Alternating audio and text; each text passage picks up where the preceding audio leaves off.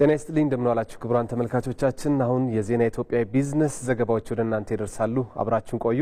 የቢዝነስ ዘገባ አጋራችን ኦሮሚያ ባንክ ነው። ከልብ እናመሰግናለን። ወደ ቀዳሚ ጉዳያችን እናልፋለን። በአዲስ አበባ ከተማ በሚገኙ አንዳንድ የቅዳሜና እሁድ የግብይት ስፍራዎች ምርቶችን በንግድ ቢሮ ከተቀመጠው ዋጋ በላይ የሚሸጡና ጥራት የሌላቸውን ምርቶች የሚያቀርቡ ነጋዴዎች መበራከታቸውን ሸማቾች ገለጹ።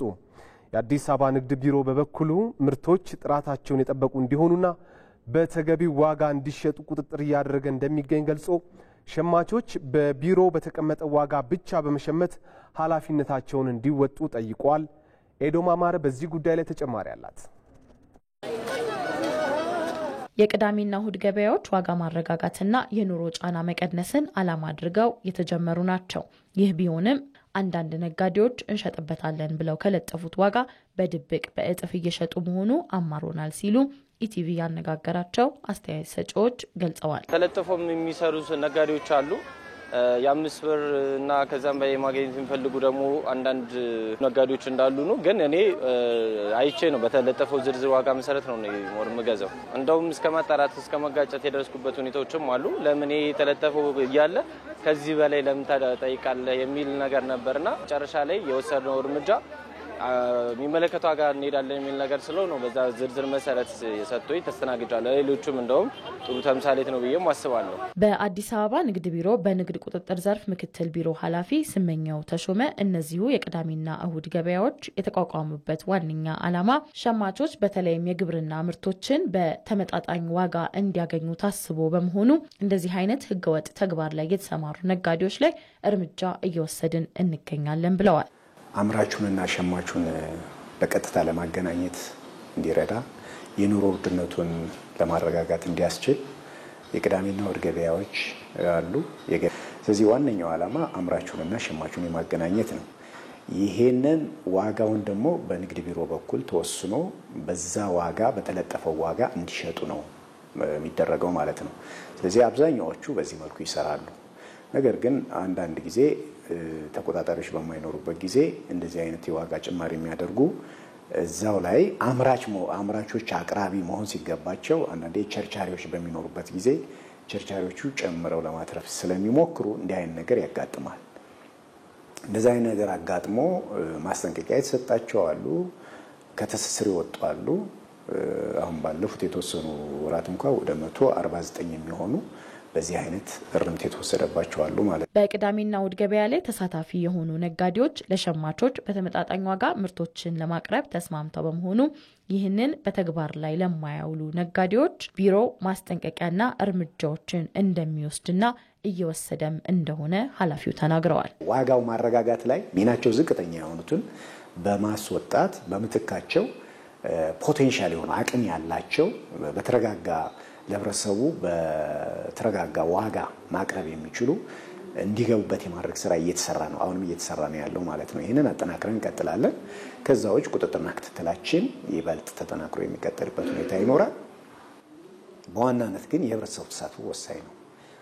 እኛ አሁን በጥቅሉ የዋጋ ጭማሪ እየተደረገ ነው፣ የምርት ጥራት ጉድለት አለ ወዘተ የሚሉ ጥያቄዎች በጥቅሉ ሳይሆን የምንቀበላቸው የት ቅዳሜ እሁድና ገበያ የት የገበያ ማዕከል ብለን ነው ስፔሲፊካሊ የምንጠይቀው ማለት ነው። በከተማችን አዲስ አበባ አሁን ላይ 216 የቅዳሜና እሁድ ገበያዎችም አገልግሎት እየሰጡ ይገኛል። በኦሮሚያ ክልል ከ1500 ሄክታር በላይ መሬት በሻይ ቅጠል ሰብል መሸፈኑ ተገለጸ። ለሻይ ቅጠል ልማት ምቹ የአየር ንብረት ባላቸው በጅማ ዞን በቡኖ በደሌ በኢሉባቦርና በወለጋ አካባቢዎች በስፋት በማምረት ለሀገር ውስጥና ለውጭ ገበያ ለማቅረብ እየተሰራ መሆኑን የክልሉ ግብርና ቢሮ ገልጸዋል።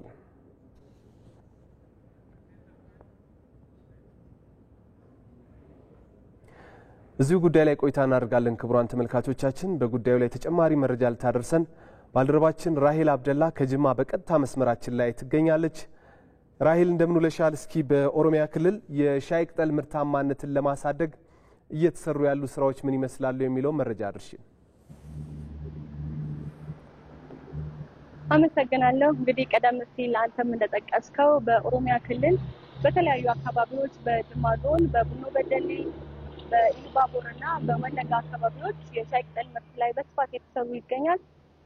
እንግዲህ በዚህ አካባቢ በተለይም ቀደም ሲል ለሻይ ቅጠል ምርት ይሆናሉ ተብሎ የማይታሰቡ አካባቢዎች ናቸው። አሁንም በምስሉ ላይ እንደምትመለከቱት የጅማ ዞን በሸቤ ሶምቦ ወረዳ ነው በምስሉ ላይ የምትመለከቱት። በዛ አካባቢ ቀደም ሲል በባህር ዛፍ የተሸፈነ እንደነበረና በአረንጓዴ አሻራ መርሃ ግብር እሱን በማጽዳት የተለያዩ ችግኞችን በማፍላት በማህበረሰቡን በማስተባበር የተተከሉ ችግኞች ናቸው። እንግዲህ በኦሮሚያ ክልል ባለፉት ክረምት ወራት 117 ሚሊዮን የሻይ ቅጠል ችግኞች ተዘጋጅተው በ100 ሄክታር መሬት ላይ ተተክለዋል። ከዛም ውስጥ እንግዲህ በየጅማ ዞን 1050 ሄክታሩ በጅማ ዞን ነው የተተከለው። ሰፊ ቁጥር ነው። ሌላኛው እንግዲህ እነዚህ የተተከሉት ችግኞች ከሌሎች ሰብሎች ጋር ተቀላቅለው ነው የተተከሉት። በምስሉ እንደምትመለከቱት ከባቄላ ሰብል ጋር ነው የተተከሉት። ይህ ደግሞ እንደሚታወቀው የባቄላ ሰብል የአፈር ለምነትን ለማስተካከል የሚያግዝ ነው። በመሆኑም ሻይ ቅጠሎች የተተከሉበት አካባቢዎች መሬቱ የበለጠ ለም እንዲሆን የሚያግዝ ነው። ሌላኛው ደግሞ አርሶ አደሮች እንግዲህ የሻይ ቅጠል ምርቱን ለመስጠት 2 ዓመት ድረስ ያስጠብቃል። በዚህ ጊዜ አርሶ አደሮች ሌሎች የማሳ እጥረት ስላለባቸው እንደዚህ ተያያዥ የሆኑ መሬቱንም የሚያግዙ ተጨማሪ ገቢም የሚያስገኙ እንደ ባቄላና አኩሪ አተር የመሳሰሉት ሰብሎች በጋራ እንዲተከሉ ታስቦ ነው እየተሰራ የሚገኘው። ሌላኛው እንግዲህ እነዚህ በስፋት የተመረቱ የሚገኙ የሻይ ቅጠል ሰብሎች እንግዲህ ሲደርሱ አርሶ አደሮች በአቅራቢያቸው ፕሮሰስ አድርገው ለገበያ እንዲያውሉ በማሰብ የተለያዩ ማሽነሪዎችን በዛው በአካባቢው ለመትከል ታቅዶ እየተሰራ መሆኑን የክልሉ ግብርና ቢሮ ኃላፊ አቶ ጌቱ ገመቹ ገልጸውልናል። እንደሚታወቀው ጅማ በቡና ደግሞ በሻይ የምትታወቅበትን ስራ እየሰራች ነው። እኔም ሻይን አዝዣለሁ። ጅማ አካባቢ ከቡና በተጨማሪ ሻይም እጅግ በጣም ተወዳጅነት አለው። እኔ ሻይን እጠጣለሁ። ተመልካቾችን ወደ ስቱዲዮ መልሳለሁ። አመሰግናለሁ። ሳፊያስ መረጃ ይሄን ይመስላል። ራይል ለመረጃው ከልብ እናመሰግናለን። ባለሽበት ጥሩ ጊዜ ይሁንልሽ። ወደ ቀጣዩ ጉዳያችን እናልፋለን። የህብረት ስራ ማህበራት ተወዳዳሪና የኢኮኖሚው ንቁ ተዋናይ እንዲሆኑ የሚያስችል ሪፎርም ትግበራ ላይ መሆኑን የአማራ ክልል ህብረት ስራ ኮሚሽን አስታወቀ። የኢትዮጵያ የህብረት ስራ ኮሚሽን በበኩሉ በክልሉ የሚገኙ ህብረት ስራ ማህበራት የሪፎርም ትግበራ ላይ የመስክ ምልከታና ውይይት በባህር ዳር አካሂደዋል። ራሂል ፍሬው ዩኒየኖችና የህብረት ስራ ማህበራት ከማህበረሰቡ በሚመነጭ ሀብት የጋራ ተጠቃሚነትን ከማረጋገጥ ባለፈ ኢኮኖሚን በማረጋጋትና በስራ ዕድል ፈጠራ የላቀ ሚና ይጫወታሉ። ታዲያ ይህንን ኃላፊነት ለመወጣት ማህበራቱን የሚፈትናቸውን የአደረጃጀት፣ የገንዘብ አቅርቦት፣ የአመራርና መሰል ችግሮች ለመቅረፍ ያለመ የሪፎርም ስራ በኢትዮጵያ ህብረት ስራ ኮሚሽን በትግበራ ላይ ነው የሚገኘው። የኮሚሽኑ ከፍተኛ የስራ ኃላፊዎችም በአማራ ክልል የሪፎርሙን ትግበራ ለመመልከት በባህር ዳር ከተማ በሚገኘው የመርከብ ሁለገብ የገበሬዎች ህብረት ስራ ዩኒየንና በጣና የገንዘብ ቁጠባና ብድር ህብረት ስራ ዩኒየን የመስክ ምልከታ አከናውነዋል።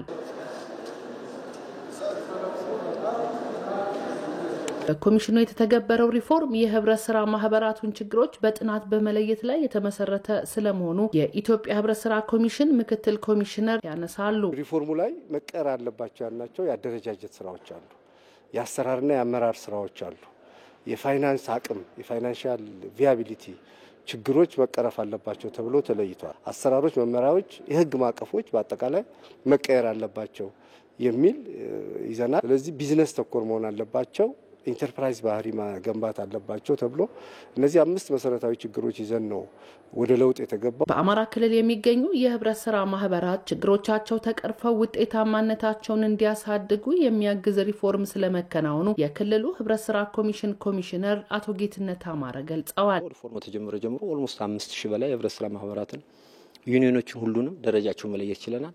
አንዱ ደረጃ ስንለይ ያገኘነው ነገር ጥናቱ ላይ ያገኘነው ውጤታማ ስራ እየሰሩ እንዳልሆነ ማጆሪቲዎቹ አብዛኛዎቹን ያየነው ቅድም ሲቀርብ አይታችኋል። ከደረጃ በታች ነው ወይ ደግሞ ታች የመጨረሻውን ደረጃ 5 ነው 4 ነው ከፍ ሲል 3 ነው ደረጃ እንዲሆኑ ዩኒየኖች መሰረታዊ ማህበሮች ቁጥራቸው በጣት የሚቆጠሩ ናቸው እና ጥናታችን በጣም መሰረታዊ እና ትክክለኛ መሆኑን ያየነበት ሪፎርሙ የህብረት ስራ ማህበራት የሚጠበቅባቸውን ማህበራዊና ኢኮኖሚያዊ ሚና እንዲወጡ አቅም የፈጠረ ስለመሆኑ የህብረት ስራ ማህበራት ዩኒየን ስራ አስኪያጆች ያነሳሉ። በዚህ ሪፎርም በሰራነው ስራ መሰረታዊ ማህበራት በጋራ እንዲዋሃዱና ካፒታላቸው እንዲያድጉ የማድረግ ስራ ተሰርቷል። በዩኒየን ደረጃም በርካታ ሰራተኞች እንዲጨምሩና አገልግሎት አሰጣጥ እንዲስፋፋ ለማድረግ ዩኒየኑ 7 ቅርንጫፎች እንዲከፍት አድርገናል። ዩኒየኑ ገቢ በማግኘት ረገድና ትርፍ ለመሰረታዊ ማህበር በማካፈል ረገድ የተሻለ ነው ተብሎ ይወሰዳል። ሪፎርም አንዴ ተሰርቶ የሚጠናቀቅ አይደለም። ስለዚህ ሂደት ነው። ስለዚህኛ ሂደት ውስጥ ነን። ይሄንን ሪፎርም በየጊዜው አፕዴት እያደረጉ እየቆሰቆሱ ውጤት እንዲያመጣ የማድረግ ስራ ቀጣይ የሚሰራ ነው ብሎ መውሰድ ይቻላል። ከመስክ ምልከታው ባሻገር የኢትዮጵያ ህብረት ስራ ኮሚሽን ኮሚሽነር ጌትነት ታደሰና የኮሚሽኑ ከፍተኛ የስራ ኃላፊዎች ከዩኒየኖች ማህበራትና ባለድርሻ አካላት ጋር የኮሚሽኑ የሪፎርም ስራዎች ሂደትና ቀጣይ አቅጣጫዎች ላይ መክረዋል። በመጨረሻም ወደ ውጭ ምንዛሪና ዓለም አቀፍ የገበያ መረጃችን ስናልፍ ዛሬ በኢትዮጵያ ንግድ ባንክ አንዱ የአሜሪካን ዶላር በ141 ብር ከ59 ሳንቲም እየተገዛ በ144 ብር ከ43 ሳንቲም እየተሸጠ ነው። እነዚህንና ተያያዥ የግብይት መረጃዎችን እንከታተልና እንመለሳለን።